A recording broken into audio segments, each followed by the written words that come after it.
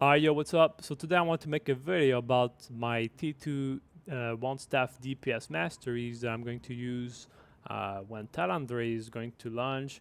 And so I think that when the new expansion is going to, when it's going to release, when it's going to launch, I think I'm going to focus mostly on the one staff DPS once it launches.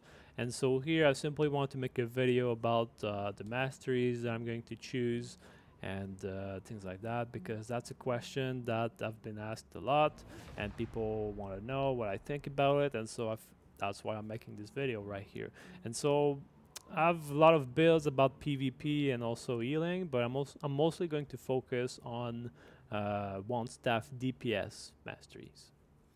And so there it is. The one thing I'm going to say before we start is that I limited my masteries to only 90 points here because from my understanding, what's going to happen is that if you're currently in T1, your weapons are all maxed out, you have 20 masteries, and what's going to happen is that in T2, those 20 masteries are going to transform into, I think it's either 80 or 90 points, and so that's why I only limited myself to 90 points, so that when T2 comes, then all the masteries that I have, then there it is. I'm going to transform for these for these masteries.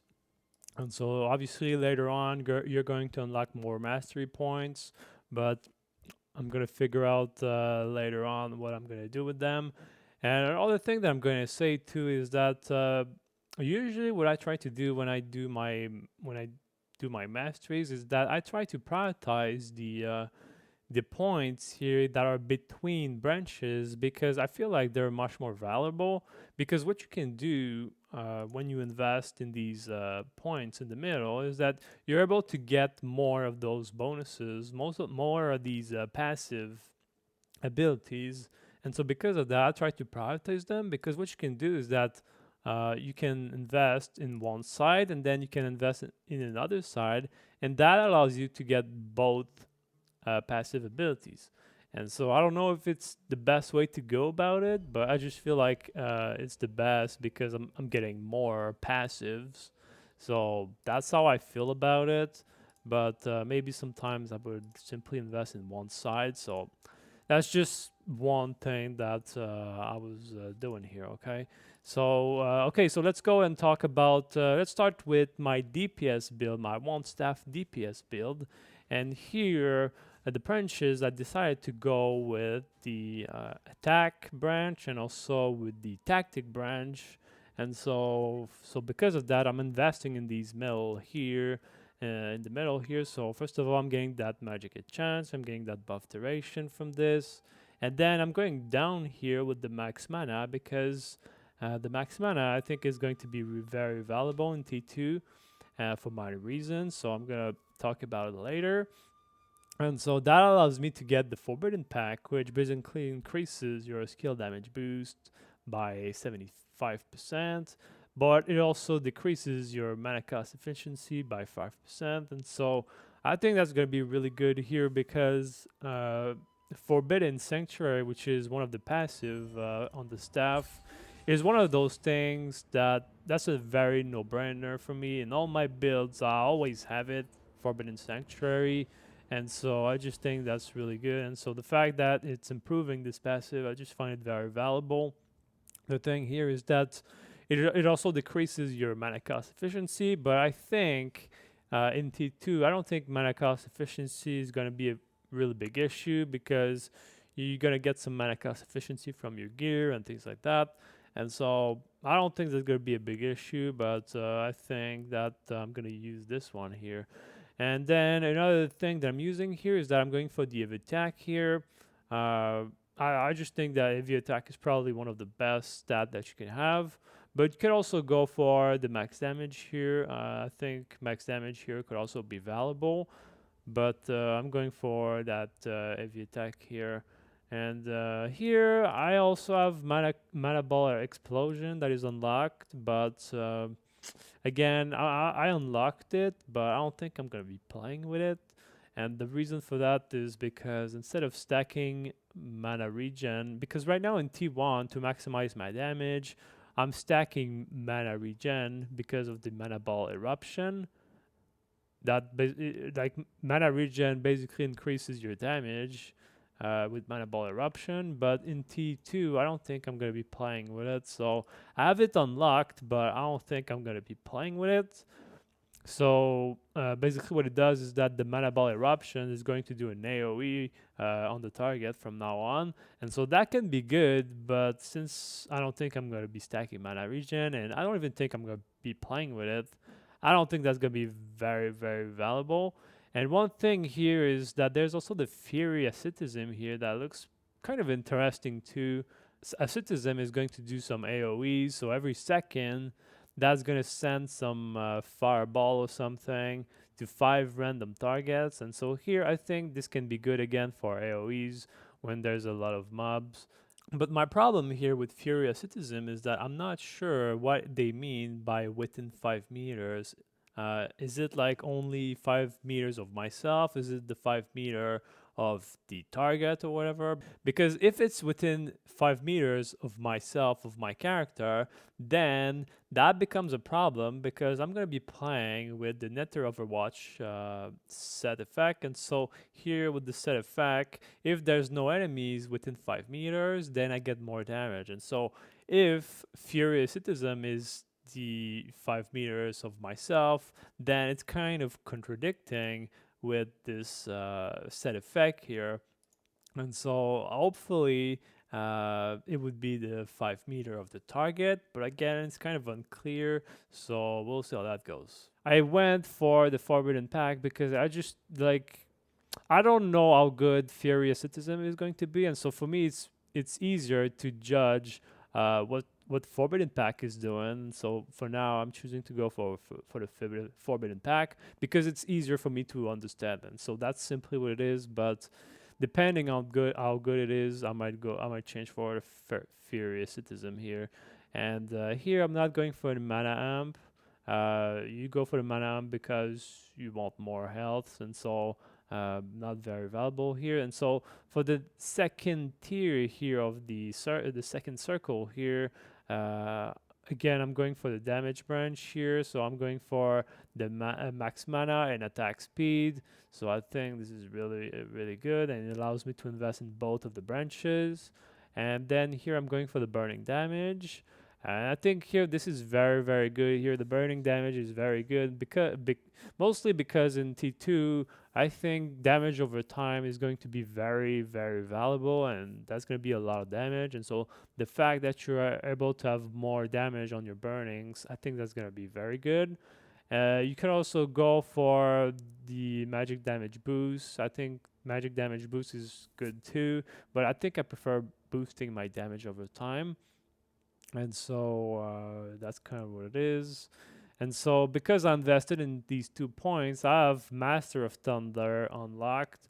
But here, that's kind of a meme here. I'm never using Frost Master. And so what it does is that if you have Frost Master, it boosts your lightning skills by 10%. And so I don't think that's going to be valuable. And I just used it. I have it unlocked because I want my burning damage here, but I don't think I'm gonna play. I don't think I'm gonna be playing with the Frost Master. As of right now, in all my builds, I never played with Frost Master, and so what it does is that it improves your slows, it improves your frost, and I think Frost Master is mostly a PvP passive. I mean, and even in PvP, I never used it. And so Frost Master is one of those things that I actually never used, and I don't think I'm gonna use it as well in T2. And so here it's kind of like a PvP passive that they're trying to make better for PvP. And so I don't know. I just think it's weird, and I'm not gonna be playing with it. I just wanted my burning damage, and that's kind of what it is. And so here at the bottom here with tactics, I'm going for the burning chance by 5%. And so here it gives you more chance to apply your burnings. And so since you're going to play a lot with damage over time, I think that's going to be valuable here. And the reason I'm going for this one here is because I also want to unlock flame detonation. And so if I read what it does here is that when flame condensation is activated, Inferno Wave is activated if the target you burn with a staff skill dies. deals the same damage as the Infernal Wave skill without specialization or mastery effect. And so, from what I'm assuming, from what I'm getting here, is that when one of the target dies and that has burning, you're gonna get some free Infernal Wave. And so that's what I'm getting here. And so you have to play with the flame condensation to make it work. And so it's one of those things that you're gonna play because that increases your damage over time of your burning. And so condensation is going to be really good. It's still very good, and it's going to be very good in T2, I think. And so because of that, you're gonna get some free Infernal Wave. I don't know, bro. It's just Infernal Wave is kind of underwhelming, but I don't know. I feel like it's kind of like the best masterage can get here. Frost Master, that's a meme. Echoic Wall, that's for PvP, but I'm not even sure if it's actually good for PvP as well. So, and then here's Spirit of Perseverance. I mean, debuff duration, it's not very valuable in PvE, I think. And so, like, Flame Detonation is one of those things that is kind of the best that you can get. And you're gonna get some free Infernal Waves when some of your mobs die, so I guess that can be nice. But in boss fights and things like that, I don't think that's going to be very valuable because you actually need mob to die. You actually need to apply burnings as well, so that's one thing here. But I just feel like it's the best thing that you can get here. And then the next branch, the third circle here, I'm going for the critical hits. So I think that's really good here. And then I'm going for the damage over time. And so here I think this is very, very good here, damage over time, because that's gonna improve your burnings and also your curses from the wand. And so this here is a must have. And so since in T2 you're going to boost your damage over time, this is a very valuable trait, and that allows me to get the burn explosion here that basically increases the duration of your burnings by 1.5 seconds. And so I think that's going to be good. That's going to make your curse explosion bigger, and I think that's going to boost your damage over time again. And here it also says Ice Spear Bombardment changes to Detonator Bombardment. And so here, I'm not sure what this does. I'm kind of missing information, but I'm quite interested to see what this is. But I just think burning explosion here is going to be good, and so I'm just going for it for now. And that's kind of what I think. And if I look quickly at the other passives here, wave boost formula, you get more range on your serial fire bombs and infernal wave, and so that can be good if you want more range. I mean, I don't think that's going to increase your damage or anything. And usually what happens is that when you play staff 1, usually you're more limited by your wand because the wand has a shorter range, and so having more range on the staff, I don't think it's very valuable because you have to play within the wand range. So I don't know. I just don't think it's very valuable here. And here it's there's another thing here that says magic orb damage.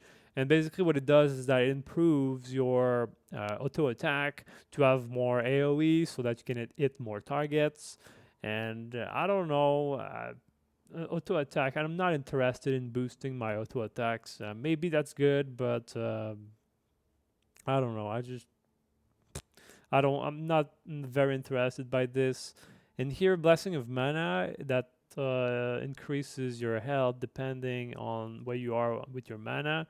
I mean, I think max health can be good if you play some PvP, or if you actually need the health. But there are other ways to get HP in the game, and so I'm not very worried about this. So I just think that for now, Burning Explosion is the way to go.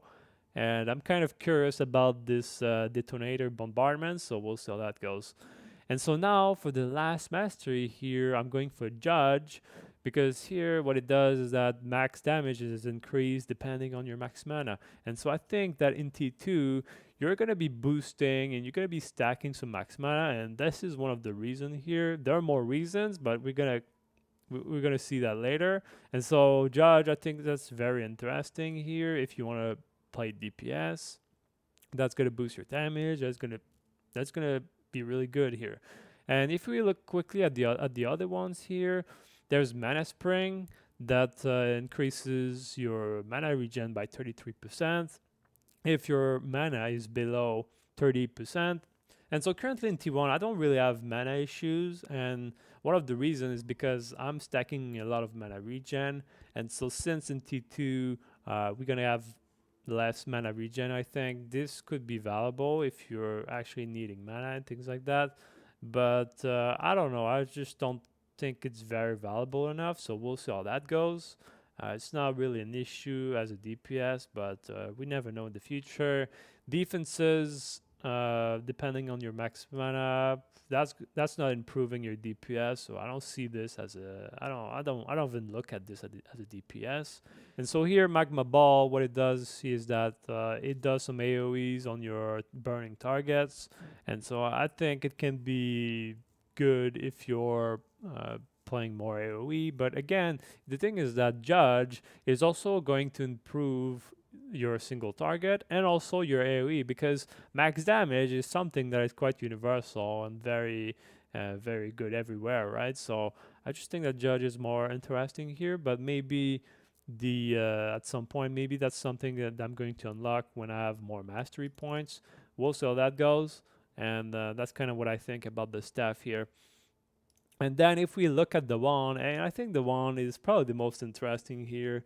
They made so much changes to the mastery to the wand. And I think the wand masteries are probably the most interesting of all the weapons, because it makes the wand so much more interesting. That's what I think here. Okay, so the branches, I decided to go with the attack branch, and also I think this is the utility branch. So I'm going for this here, and and because of that, I'm going for this mana regen and bonus damage.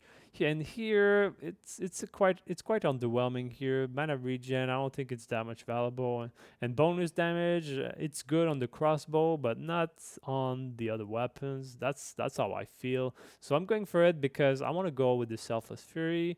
And since I want to go for the Selfless Fury, I'm going for mana cost efficiency here, so I'm able to get that here. And the reason I'm going for the Selfless Fury here is that, yes, Vampiric Wound, I think it can be really, really good, because what it does is that it transforms your Vampiric Contract, and instead of healing, it deals damage. And so I think Vampiric Wound can be very valuable, but I think my problem with it is that you're losing that sustain. You're losing that sustain, that free passive healing, and so that's one thing that you have to consider here. Because currently, when I play DPS, a Vampiric Contract is my way of healing myself. It's the way that I'm able to survive, and so if possible, I would like to keep my passive healing. So that's kind of how I feel about this. Like, Vampiric Contract is such a good healing that I kind of want to keep it. And so yes, Vampiric Wound might be able to do more damage. I don't know. We will need to test it. But the way I feel is that I want to keep this passive healing that is so valuable. So that's kind of how I feel about it. And here I'm going for Magic Enchants. I think that's the best that you can get in this in the damage branch here. And here, Selfless Fury, what it does is that it changes one of your healing passive to an offensive passive.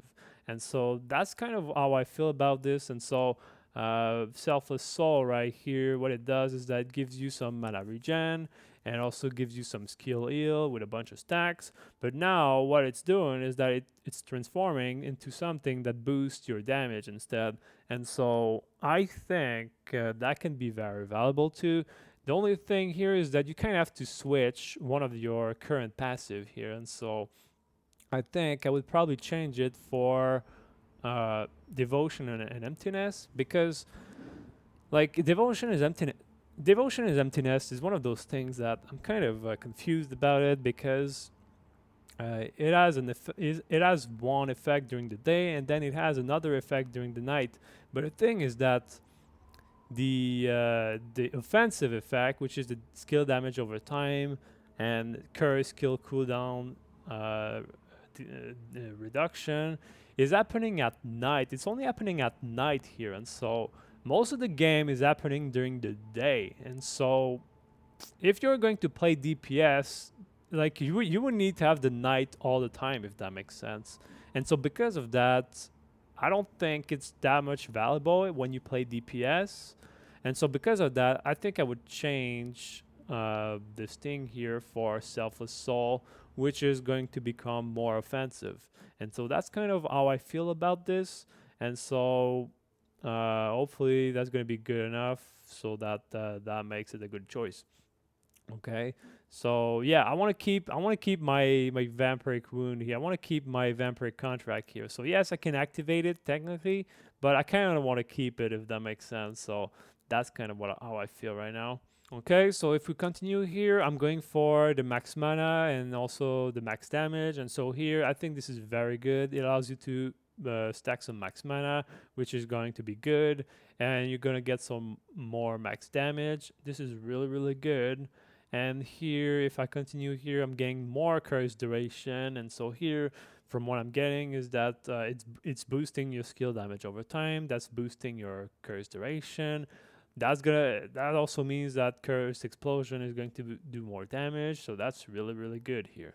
And so here, you have the choice here to either go for the attack speed or a skill damage boost. I think both are good, so I just went for the attack speed.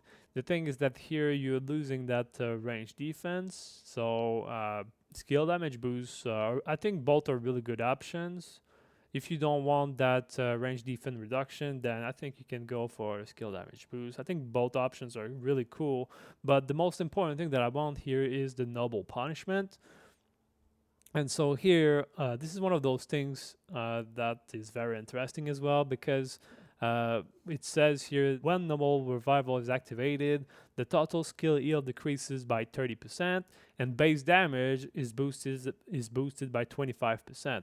And so again, it's one of those things that this is one of the reasons why you also want to stack max mana, because if you remember here, noble revival currently it increases your skill heal depending on your max mana.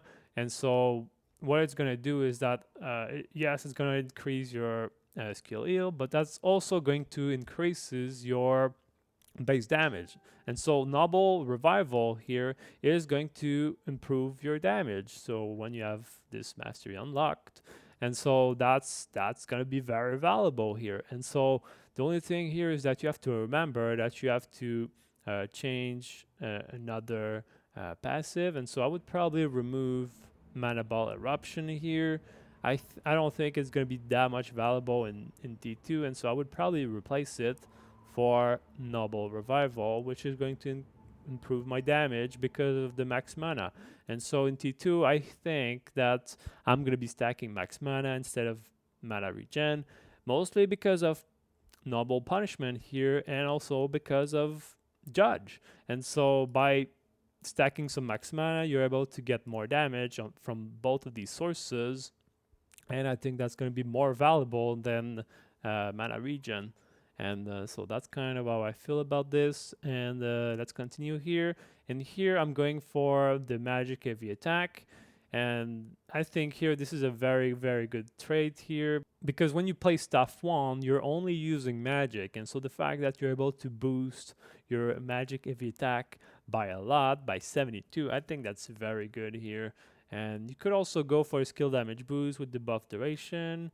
And yeah, I think this one is also, the skill damage mastery is also very good. But I just think that magic heavy attack chance is more valuable. You're also losing that range heavy attack evasion, but I don't know. I just prefer having more heavy attack. That's simply what it is. And here I'm going for the damage over time. Again, in T2, I'm probably going to be stacking full damage over time. And so here, this is a very, very good trait. And then with these two here, that allows me to get desperate measures. And here again, curse damage over time is boosted by 15%. So that's really good here. More damage from your curses. And that's good.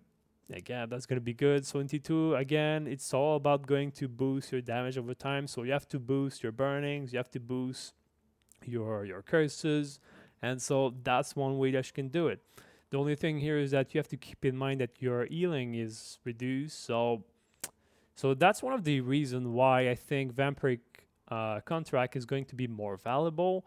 So you see here it decreases your healing, and overall you're also going to have less skill heal, and so that's why I want to have my vampiric contract enabled here. So I want to make sure that I have my vampiric contract, because overall my skill heal is going to be reduced and all my healing skills are going to be less effective, and so I want to make sure that I have my vampiric contract that is able to keep myself alive. And so that's how I feel about it, right?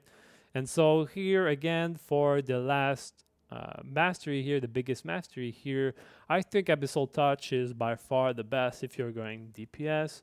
And so what it does is that during curse damage over time dealt by the user, a successful hit increases the chance of applying the curse explosion effect to the target that deals 12% of the remaining damage over time. Retains the existing damage over time on activation. So what I'm getting here is that this year you're gonna get some free curse explosions on the target, and so depending on the remaining damage over time and things like that. And so here I think this is by far, if you're going DPS, I think this is by far the best mastery that you can get. You're gonna get free curses explosions, and since you're also boosting your duration, your burning duration, your damage over time obviously, and your curses duration, this is gonna be really good, man. This thing is gonna be really good. You're gonna be popping some free curses explosion from time to time. I mean, it's not full damage or whatever, but I think that's gonna be so good. I think that's gonna be so good, and this is why you want to boost your skill damage over time. You want to boost your duration as well, so that this thing deals even more damage. And so if you look at the others really quickly here, Oli, that's mostly for healing. If you want to do healer, this is the way to go. And also Eye Priest, that's also really good if you want to play healer. That's probably the way to go. And Drain Demon here, I think it can be very good in PvP. That's going to apply more CC that you can't remove or anything. But for now, I think that for DPS, I think Abyssal Touch is the way to go. And one thing that I'm going to note here is, I haven't talked about it, but there's Discipline's Rage that I think, I don't have enough information about this one, but I think this mastery here is going to be very interesting to see here.